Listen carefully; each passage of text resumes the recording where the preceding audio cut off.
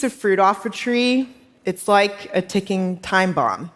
It's literally this living and breathing thing that's slowly cannibalizing its own stores of energy and nutrients, just trying to stay alive until it ultimately gets eaten by microbes or some other animal like us.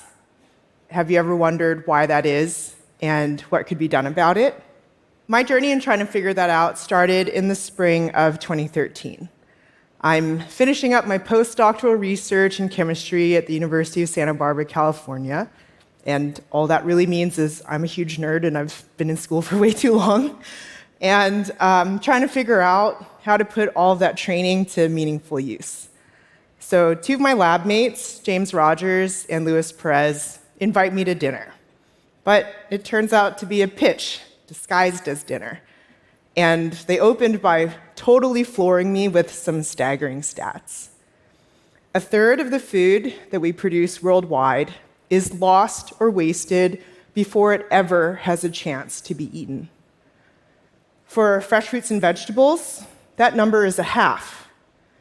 And waste is a problem at every single step of the supply chain.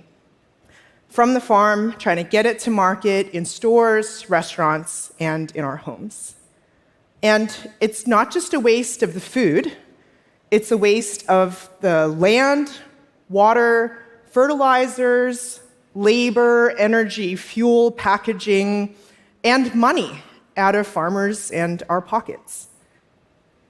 If global food waste was a country, it'd be the 3rd highest emitter of greenhouse gases after China and the US.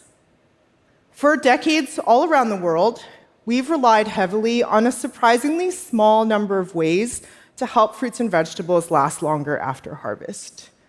These have gotten us a really long way, but they also have their challenges. Refrigeration is a massive energy suck, a significant source of emissions, and it's expensive. It's unfortunately why a lot of places around the world don't have access to refrigeration. Designer pesticides aren't great for our long-term health or the environment. Waxes, some can be plant-based, but a lot of them are also animal-derived or petroleum-derived, and they help make produce look better, but not really meaningfully extend their life and quality. And packaging, that's just adding to our problems with single-use plastics and microplastics.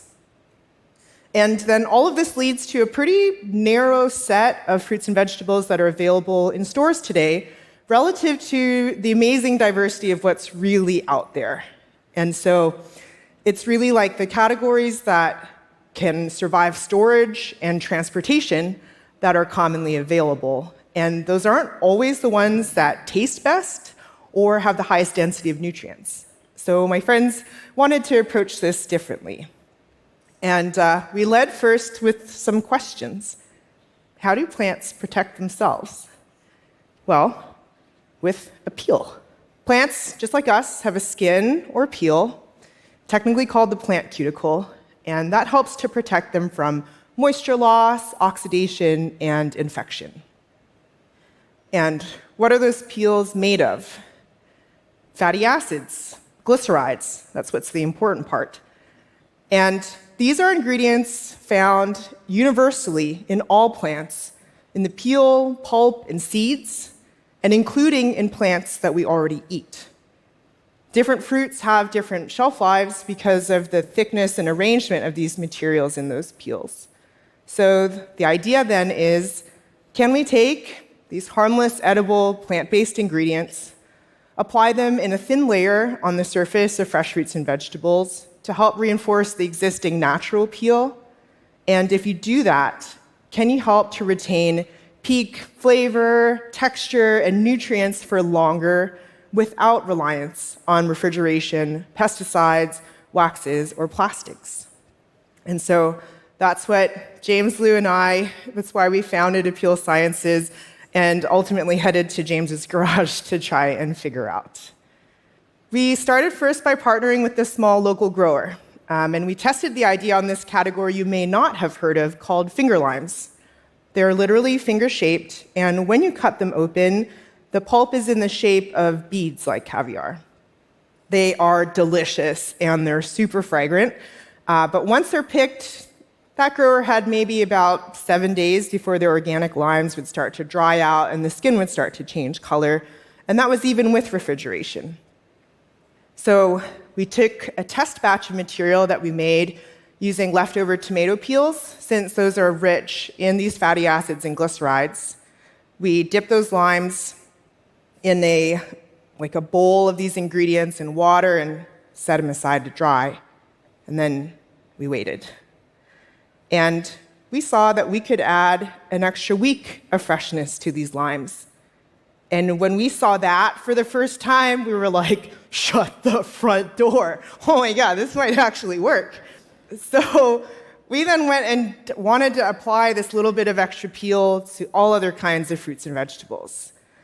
Bananas, avocados, limes, green beans, tomatoes, bell peppers, cucumbers, berries, like you name it. And what we saw amazed, and quite frankly, still amazes us. This concept works for dozens of categories. Things that need to ripen before you eat them, things that don't, things that have edible peels, non-edible peels. We even saw that with protected blueberries, we could retain vitamin C levels at higher levels for longer than unprotected blueberries. And tomatoes could be harvested later, not when they were green and tasteless, but when they were red and actually ripe, and they'd still have enough time to get into your homes. And we love that it really takes so little material. The little bit of extra peel we add to an average avocado, for example, that's equivalent in weight to 1/10 of a small raisin. And even though these materials are, of course, they're edible, you can wash them off by just rubbing under running water. We also, the more that we learned about the fresh produce supply chain today, we realized we could integrate into how these are processed in these packing houses before they're sent to grocery stores. So thinking about replacing a standard waxing step, for example. We've made good progress since those early days in the garage. We've established a supply chain for responsibly sourced, high-purity ingredients. We've demonstrated safety and effectiveness to regulators in the US, the European Union, and more than 40 additional countries around the world. And while we're still relatively small and early in our journey, we have a presence in about 10 markets worldwide. What I'm most proud of, though, it's why we got into all of this in the first place.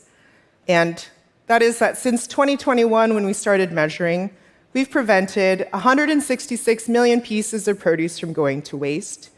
In doing that, that's avoided the emissions of more than 29,000 metric tons of greenhouse gas emissions, which is equivalent to planting 485,000 trees, and saved almost 7 billion liters of water, or enough to fill 2,800 Olympic-sized swimming pools.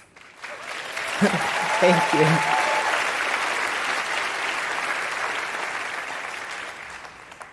What we're also excited about is the opportunity to add a little extra peel to help small growers get their unique varieties of fruits and vegetables to market with more confidence.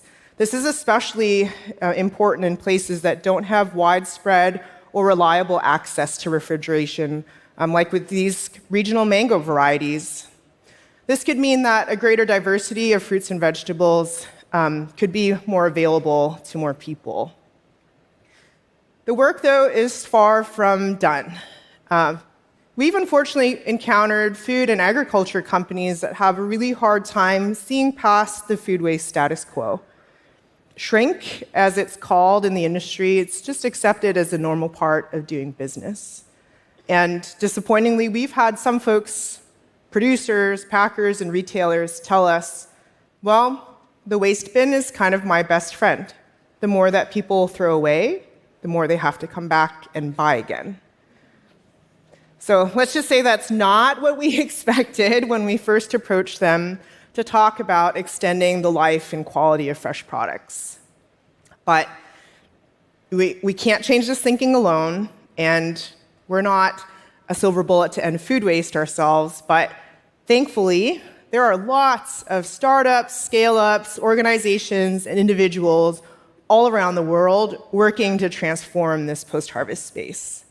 And we're optimistic that our one small innovation, using common ingredients inspired by the ancient wisdom of plants, is playing its part in having an impact, reinventing the food system, and helping to create abundance for all. Thanks so much. Yeah.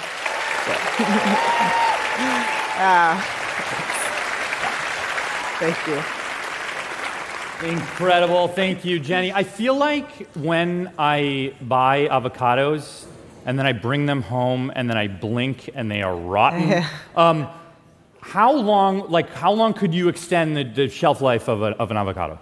Yeah, in your experience, maybe you have this too. There's like a day and a half when they're like perfect, like avocado toast cuttable before you're like, do I sacrifice them to guacamole? Right. And so take that day and a half and extend it to 4 days. Like maybe you're actually going to have a chance to use it before you throw it away. Wow, so you're more than doubling. Yeah. Wow. And when you're spraying things that don't have a shell, does it have a taste or does it have a smell or anything? No, they're very neutral. So no taste, no smell. You saw we used a little of it. It's like a strange thing we do around the office, which is like eat the fruit, lick the surface, like confirm that. But we've also done it with credible other institutions like universities doing these blind taste tests with strawberries, and you can't tell that there's anything on them. So amazing.